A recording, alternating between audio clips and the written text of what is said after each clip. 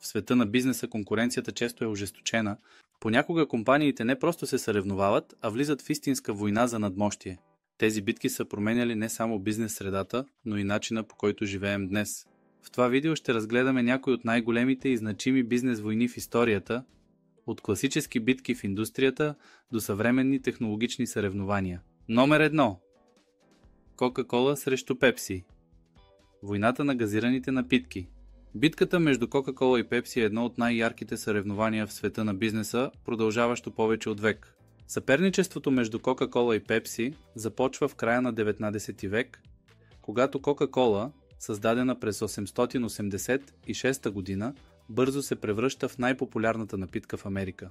Пепси, от своя страна, се появява 7 години по-късно през 1893 година, но не успява веднага да се наложи и дори преминава през банкрут през 1923 година. Въпреки това, компанията се възражда и започва все по-успешно да конкурира Кока-кола, особено по време на Великата депресия. Тогава Пепси използва гениална стратегия, предлагайки напитката си в бутилки от 12 унции за същата цена, за която Кока-кола продава 6 унции. Това и помага да спечели голяма част от пазара в трудните икономически времена. През 20 век войната между тези две компании достига нови висоти, особено когато те започват агресивни рекламни кампании, за да привлекат потребители. През 1975 година Пепси стартира своята известна кампания Пепси предизвикателството, която приканва хората да опитат вкуса на двете напитки в слепи тестове. Резултатите често показват, че потребителите предпочитат вкуса на Пепси, което поставя Кока-кола под сериозен натиск. Това води до радикални действия, включително въвеждането на Ню Кока през 1985 година. Опит за модернизиране на вкуса, който обаче е посрещнат с огромно недоволство от потребителите и се превръща в една от най-големите маркетингови грешки в историята. През 80-те и 90-те години рекламната война между двете компании става още по-ожесточена. И Кока-кола и Пепси започват да привличат световно известни личности за своите реклами. Майкъл Джексън, Бритни Спирс и Бийонсе са само част от звездите, които подкрепят Пепси, докато Кока-кола залага на силни образи и емоционални кампании, свързани с традиции и празници. Кока-кола успява да създаде един от най-емблематичните си символи – Дядо Коледа в червено и бяло, който се превръща в неразривна част от коледния дух. С течение на времето войната се пренася и в други области. От социалните медии до кампаниите за устойчивост и екологична отговорност. Днес Кока-кола остава глобален лидер на пазара на газирани напитки, докато Пепси се разширява активно в други сегменти като закуски и здравословни продукти. Въпреки това, съревнованието между двете компании не спира, като всяка от тях продължава да се бори за сърцата на потребителите. Номер 2. Apple срещу Microsoft. Сблъсъкът на технологиите. Една от най-емблематичните битки в света на технологиите започва в края на 70-те и началото на 80-те години, когато двама млади визионери, Стив Джобс и Бил Гейтс, започват да изграждат своите компании, които по-късно ще определят облика на съвременния технологичен свят. Макар че Apple и Microsoft са стартирани с различни фокуси, съдбите им се преплитат в ожесточено съревнование, което трае десетилетия. Първоначално Apple е лидер в компютърната индустрия със своя Macintosh, който се появява през 1984 година и е първият компютър с графичен потребителски интерфейс, управляван с мишка. Macintosh се отличава с революционния си дизайн и лесна употреба, което го прави популярен сред креативните професионалисти. Microsoft от друга страна съсредоточава усилията си върху софтуера и създава операционната система Windows, която дебютира през 1985 година. Въпреки че първите версии на Windows са критикувани заради приликите с интерфейса на Macintosh, Microsoft бързо набира популярност, защото предлага по-достъпно решение за широк кръг от производители на компютри. През 90-те години Microsoft доминира технологичния пазар с Windows 95, който става стандарт за персоналните компютри, докато Apple изпада в сериозна криза. Компанията се сблъсква с проблеми, свързани с управлението, липсата на иновации и конкуренцията от по-евтини Windows-базирани компютри. През този период Microsoft постига огромен успех, като става най-ценната технологична компания в света, докато Apple се бори за оцеляване. Всичко се променя в края на 90-те, когато Стив Джобс се завръща в Apple и започва да преобръща компанията, спускането на iMac през 1998 година и последвалите продукти като iPod, iPhone и iPad, Apple не само се завръща на върха, но и променя света на потребителската електроника. Тези устройства не само са иновативни, но и се превръщат в символ на престиж и стил, което допълнително укрепва позицията на Apple като лидер в индустрията. С настъпването на 21 век, съперничеството между Apple и Microsoft се разгръща и в света на рекламата. Apple стартира кампанията Get a Mac, в която представя Mac като модерен и лесен за използване, а Windows компютрите като скучни и тромави. Това добавя допълнителен заряд към войната между двете компании. Въпреки тези провокации, Microsoft продължава да се утвърждава като гигант в корпоративния сектор със своите продукти като Office и Windows Server. Днес Apple и Microsoft се специализират в различни области, като Apple е лидер в потребителската електроника и иновациите, а Microsoft е доминант в софтуера и облачните услуги. Въпреки това, духът на съперничество между двете компании остава жив, доказвайки, че технологичният свят не би бил същият без техния сблъсък. Това съревнование не само е вдъхновило безброй иновации, но и е създало нови стандарти за това как изглеждат и функционират технологиите, които използваме днес. Номер 3. Nike срещу Adidas – битката за спортния свят. Nike и Adidas са две от най-големите имена в света на спортните облекла и обувки. Тяхното съперничество започва в средата на 20 век и до днес остава едно от най-интензивните в индустрията. Тази битка не е само за продажби, а за доминиране в света на спорта, културата и модата.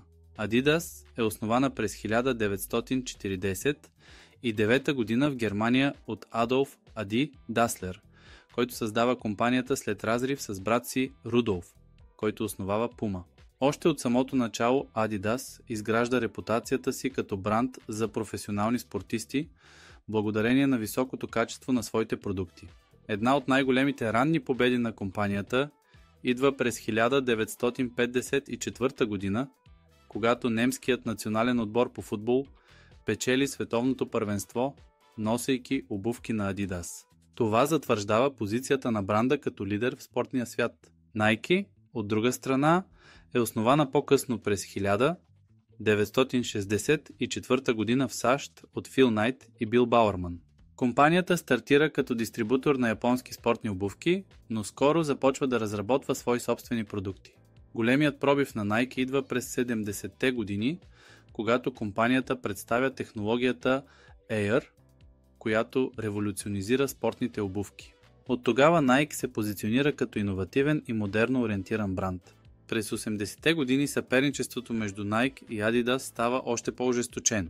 Nike доминира американския пазар, като подписва договори с легендарни спортисти като Майкъл Джордан.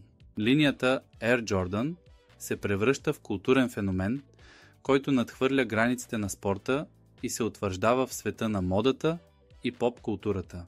В същото време Adidas се фокусира върху глобалния пазар и подписва споразумения с футболните суперзвезди и отбори. През този период Adidas се утвърждава като лидер в Европа, докато Nike започва да набира скорост в международен план. През 90-те и в първото десетилетие на 21 век войната между двата гиганта се пренася в нови области. Nike продължава да разширява влиянието си, като инвестира в технологии за персонализирани обувки и маркетинг стратегии, насочени към младите потребители. Adidas, от своя страна, въвежда иновации като Boost технологията в своите обувки и подписва договори с известни модни дизайнери като Йоджи Ямамото и Стела Маккартни, което им помага да спечелят популярност в света на лайфстайла. Днес Nike и Adidas продължават да се конкурират яростно. Nike е лидер на американския пазар и често се асоциира с баскетбол, бягане и тренировки, докато Adidas е силно представен в Европа и доминира във футбола. И двете компании използват иновации, маркетинг и партньорства с знаменитости, за да затвърдят позициите си. Например, Nike работи с Леброн Джеймс и Серина Уилямс, докато Adidas си сътрудничи с Лионел Меси и дори музиканти като Kanye West с линията Yeezy. Съперничеството между Nike и Adidas продължава да оформя спортната и модната индустрия, създавайки продукти, които не само подобряват представянето на спортистите, но и задават тенденции в световната култура. Това е битка, която далеч не е приключила и със сигурност ще видим още много иновации и стратегически ходове от двете страни. Номер 4. Макдоналдс срещу Бъргър Кинг. Битката за бързото хранене. Съперничеството между Макдоналдс и Бъргър Кинг е една от най-известните бизнес войни, която продължава вече повече от половин век. Двете компании започват развитието си почти по едно и също време, но с различен подход и стратегия, което прави тяхната битка още по-интересна. Макдоналдс е основана през 1940 година от братята Ричард и Морис Макдоналд в Сан Бернардино, Калифорния. Малкият ресторант бързо се трансформира в символ на ефективност и стандартизация, особено след като Рей Крок купува правата за франчайзинг през 1955 година. Това позволява Макдоналдс да се разрасне до глобална верига и да се утвърди като лидер на пазара. С емблематични продукти като Биг Мак, картофките и Мак Нюгетс, Макдоналдс става синоним на бързото хранене. От другата страна, Бъргър Кинг е основана през 1954 година в Флорида под името Insta Burger King. Макар че стартира като по-малък играч, компанията бързо печели популярност със своята емблематична бургер линия Whopper, представена през 1957 година.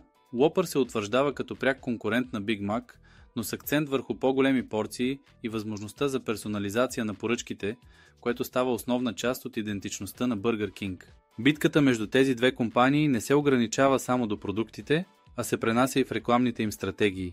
Бъргър Кинг често използва провокативни и дръзки кампании, за да атакува своя конкурент. Пример за това е кампанията Whopper Detour от 2019 година, при която потребителите можеха да поръчат Whopper за 1 цент, ако се намират в близост до ресторант на Макдоналдс. Такива провокативни ходове често привличат вниманието на медиите и потребителите, като затвърждават образа на Бъргър Кинг като бунтовния и по-дързък бранд. Макдоналдс, от своя страна, избягва директни атаки и се фокусира върху създаването на семейна атмосфера, изграждането на доверие чрез последователност и асоциацията с радост и традиции. Роналд Макдоналд, клоунът талисман на компанията, е символ на тази стратегия и остава едно от най-разпознаваемите лица в света на рекламата. Освен в маркетинга, двете компании се различават и в стратегиите си за разрастване. Макдоналдс залага на стандартизацията и ефективността, като разработва иновации като самообслужващи киоски и мобилни приложения. Бъргър Кинг, от своя страна, се стреми към по-голяма гъвкавост и експериментира с нестандартни продукти и маркетингови подходи. Освен това, Бъргър Кинг често използва партньорства и локализирани стратегии, за да се наложи на пазари, където Макдоналдс е доминиращ. Днес Макдоналдс остава най-голямата верига за бързо хранене в света с над 40 000 локации в повече от 100 държави. Бъргър Кинг, макар и по-малка, продължава да се утвърждава като значителен конкурент, особено в Европа и Азия, където често се позиционира като премиум опция.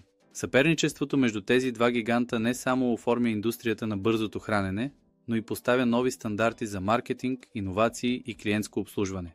Въпреки различията в подходите им, една истина остава неизменна: битката между Макдоналдс и Бъргър Кинг ще продължава да вдъхновява, провокира и привлича вниманието на поколения потребители. Бизнес войните често определят не само съдбата на компаниите, но и как изглежда пазарът днес. Те ни показват, че конкуренцията може да бъде двигател на иновациите, но и причина за агресивни стратегии. Коя от тези битки ви впечатли най-много? Напишете ни в коментарите и не забравяйте да се абонирате за канала за още интересни истории.